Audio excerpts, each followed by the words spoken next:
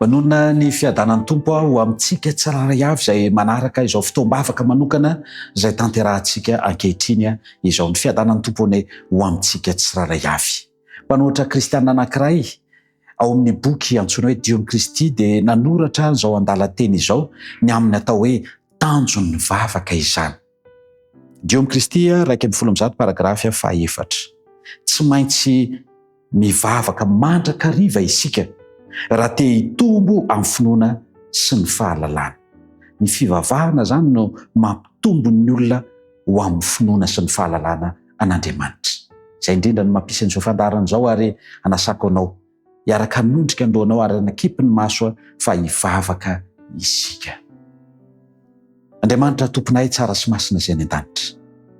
Ny dera sy ny laza ny saotra ny voninahitra dia ho anao ilay Andriamanitra tomponay hatramin'ny taloha indrindra ankehitriny ary mandrakizay. Andriamanitra tomponay io meteza mindra fo aminay ianao, hamela ny elokay tsiraray avy izay miara-miobo mavaka amin'izao fotoana izao.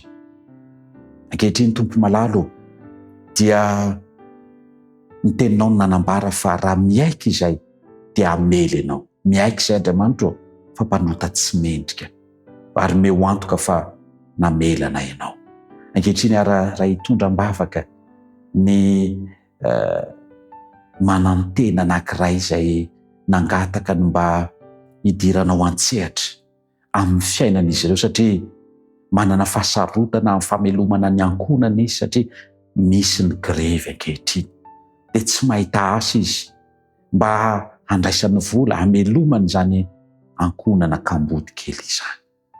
Jesosy malalo ianao no nampanantena araka ny teninao fa avelao kamboty ny zanany, avelao manantena izy fa ianao no hiazy, ianao no vadiny, ianao no rainy. Ataovy zava-misy amin'izany ankonana izany fa ianao ilay Andriamanitra ray ary vady ho an'izany ankonana izany.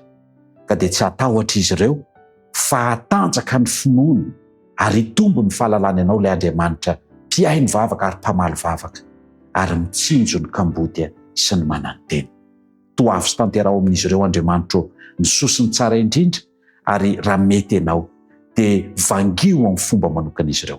Mety maro ihany koa ny manana an'izany olana izany, indrindra mba ho tanteraka ihany koa ny fitsonjovanao any tsiraray avy amin'ity androany ity.